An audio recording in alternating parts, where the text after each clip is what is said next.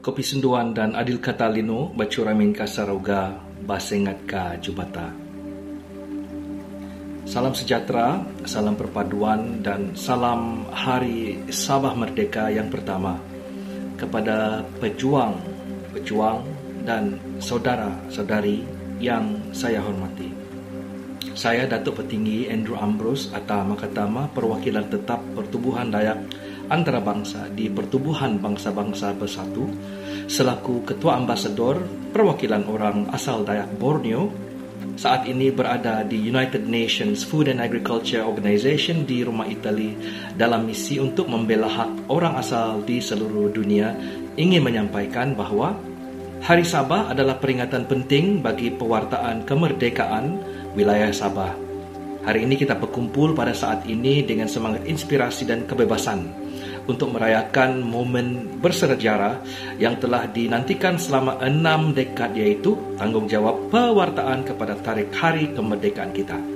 Pewartaan dalam bahasa Inggeris dikenali sebagai proclamation, mengacu pada proses pemberitahuan atau pengumuman.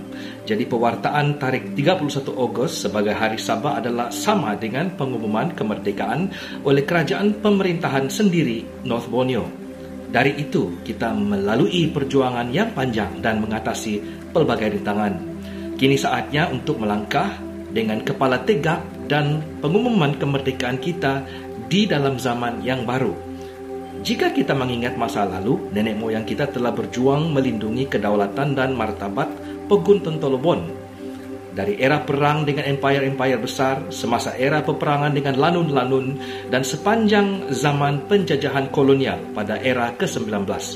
Mereka saling berganti zaman bagi mempertahankan wilayah ini demi hak berbagai suku budaya dan kemanusiaan yang kita diberkati sebagai ciptaan Tuhan Allah.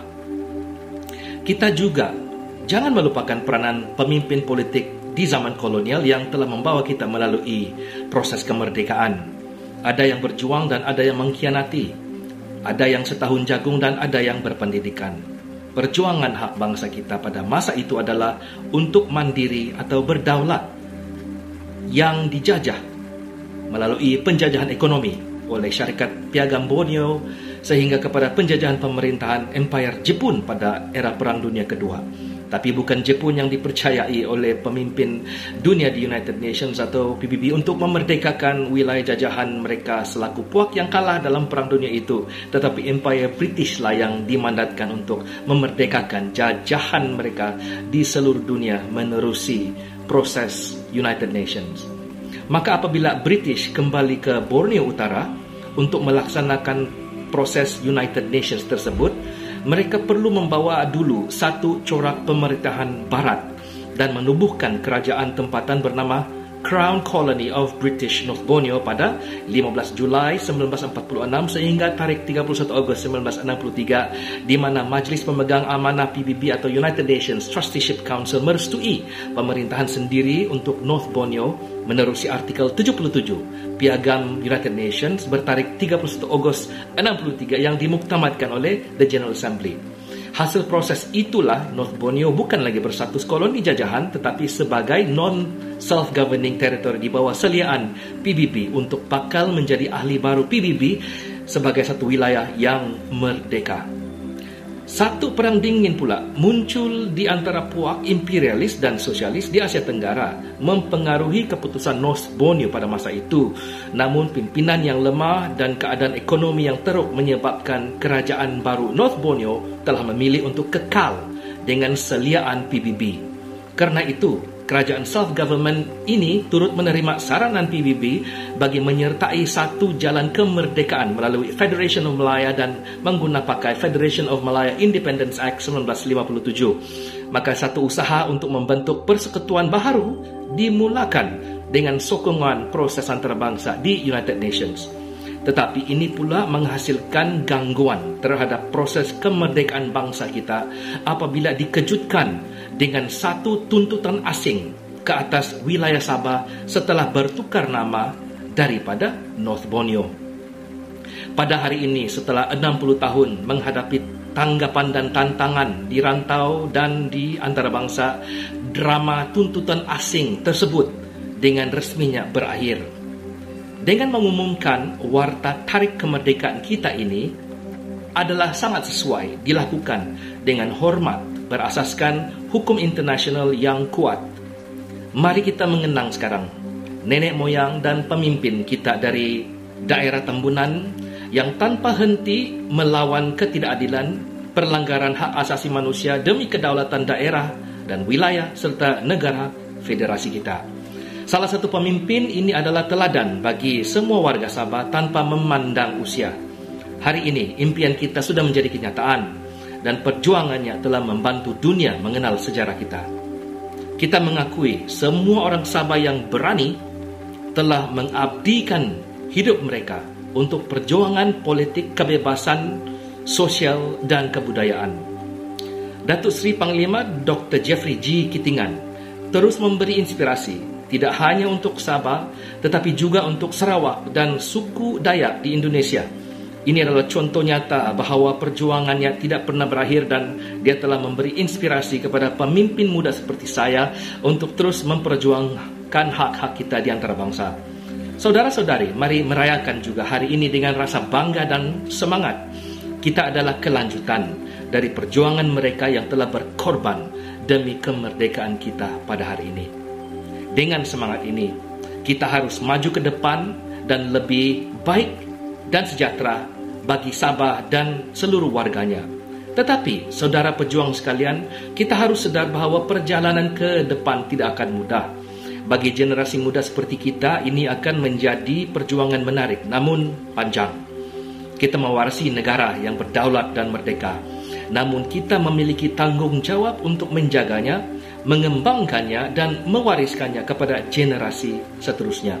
Seperti bagaimana nenek moyang kita telah membentuk kita menjadi negara berdaulat, langkah seterusnya adalah menjadikan Sabah wilayah yang unggul dan dilihat dan diperhitungkan di abad ke-21 ini.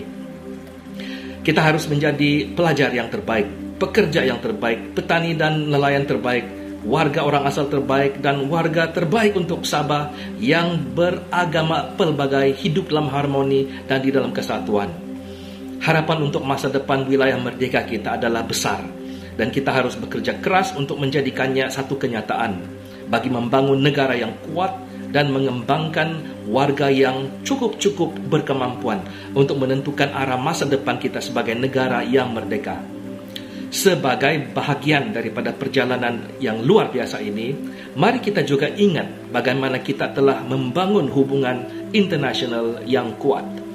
Tanpa harus mencari jauh, kita memiliki saudara-saudari di seberang perbatasan pulau kita, yaitu suku Dayak, yang juga merupakan bahagian daripada budaya asal pulau ini. Kita percaya bahawa saudara dan saudari kita di Kalimantan dan Brunei, terutamanya Sarawak, juga merayakan prestasi kita pada saat ini. Pulau Dayak adalah tanah air bagi suku Dayak dan menjadi sebuah negara di dalam negara. Mereka selalu bersama-sama kita di dalam perjalanan ini.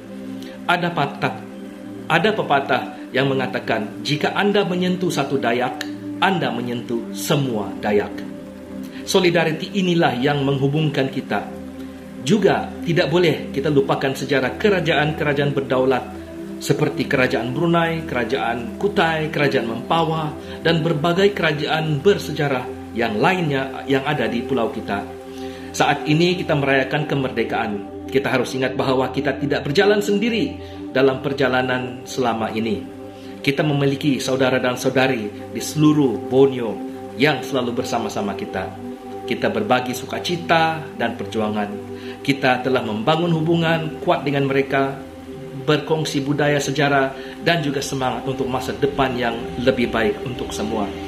Dalam menyambut kemerdekaan ini, mari kita selalu mengingati contoh baik sejarah perjuangan nenek moyang kita di Pulau Borneo yang amat bersejarah ini, yang bersatu padu di dalamnya.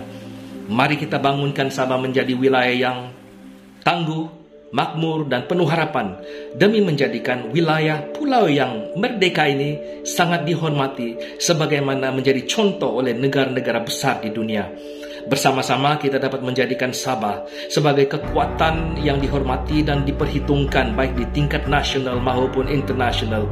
Kita harus menciptakan lapangan pekerjaan, mendorong pendidikan, melindungi alam semula jadi dan alam sekitar, tanah dan lautan, serta memajukan ekonomi demi kesejahteraan semua warga Sabah dan Borneo. Kerana kita memiliki potensi besar untuk menjadi kekuatan terpenting di rantau Asia ini. Saudara-saudari pejuang sekalian, kita juga merayakan pencapaian luar biasa ini dengan cara yang istimewa. Oleh ini, saya mengajak semua kita, suku di setiap kampung, di mana saja Anda berada, untuk memukul gong kita selama 1 hari sebagai simbol keberanian dan kegembiraan kita. Ini adalah cara kita mengekspresikan semangat kita merayakan momen bersejarah di dalam sejarah kita pada hari ini. Saya Datuk Petinggi Andrew Ambrose Atama Katama, perwakilan tetap Pertubuhan Dayak Antarabangsa di United Nations selaku Ketua Ambassador dan Wakil Orang Asal Dayak Borneo. Saat ini saya berada di FAO, United Nations Rome, Italy, dalam misi untuk membela orang asal di seluruh dunia. Saudara, marilah kita maju bersama, bergandengan tangan, merayakan bukan hanya pencapaian kita, tetapi juga tekad kita untuk membentuk masa depan yang menghormati masa lalu kita. Merayakan saat ini, kita akan membuka jalan bagi generasi yang akan datang. Terima kasih dan semoga cahaya Sabah tetap bersinar terang selama-lamanya. Sabah bebas, Sabah merdeka, dan Sabah berkuasa. Terima kasih. Merdeka Sabah. Adil Katalino, Bacuramin Kasaruga, Pasengat Ka Jubata, dan Kopi Sunduan kepada Anda semua.